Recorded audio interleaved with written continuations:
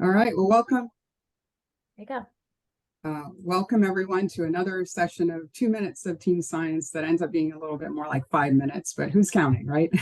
So today we're going to talk about team size, and kind of the big question that comes up when you talk about team size is what's the magic number? What should be the right number for a team to have? And I don't know if you've heard of this, but there's something called the two pizza rule, which is that no team should be larger than the number of people that can be adequately fed by two large pizzas.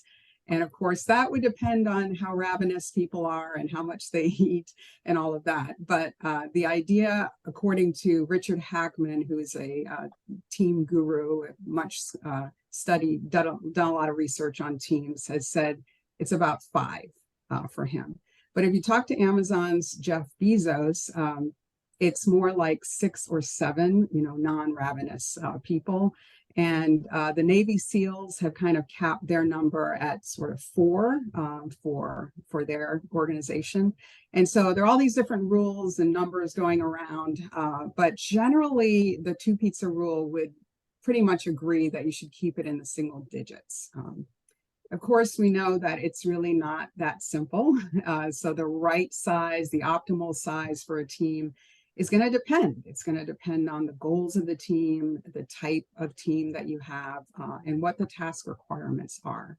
But it is worth paying attention to because I think a lot of times in interdisciplinary teams, especially, the tendency is to put many people on the team, as many as you can get on the team, because of, you need all these different types of expertise and so forth. So the more, the better is sometimes kind of the assumption that's made. And that may not always be the case. So let's talk about the pros and cons of the more people that you have on the team.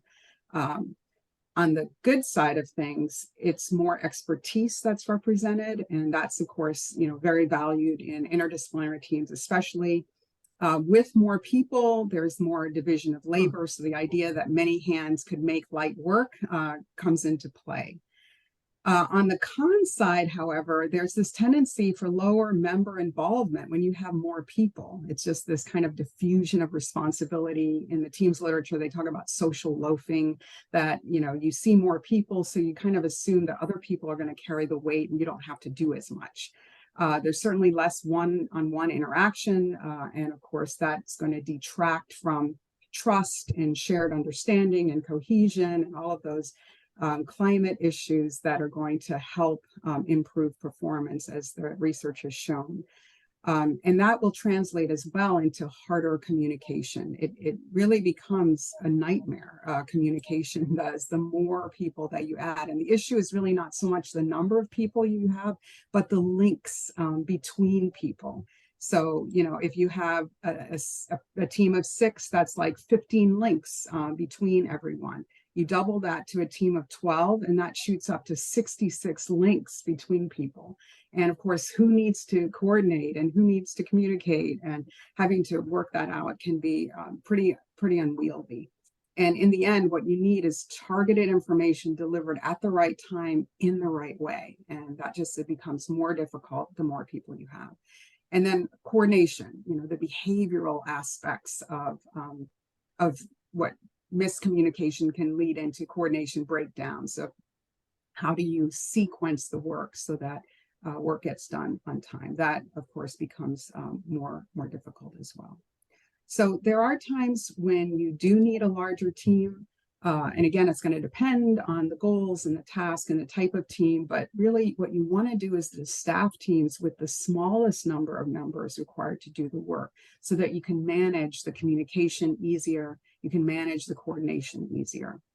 And of course, we know there are times where you do have to have larger teams because of, again, the nature of the work and the demands and the needed expertise. So what you want to do in that case is to try to hold periodic face-to-face meetings as often as is feasible to help build that trust and cohesion. Social time is really important in any team, including larger teams. It's really critical to have structure when you have the more members that you have and the larger the team. Clear roles, clear responsibilities. Of course, that's an issue to strive for in any team, no matter what the size is. But of course, it ramps up in terms of the larger number of people that you have. Developing a communication plan is really critical to know who needs to know what and what type of information, and having some transparent task assignment and tracking. Breaking out into smaller groups is desirable, again, to mitigate some of the issues that come with larger teams. And then if you do so then, and you have multiple smaller groups, what you want to have is some boundary spanners who work at the intersection of groups and serve as these information brokers to help add some cohesion to the disparate smaller groups.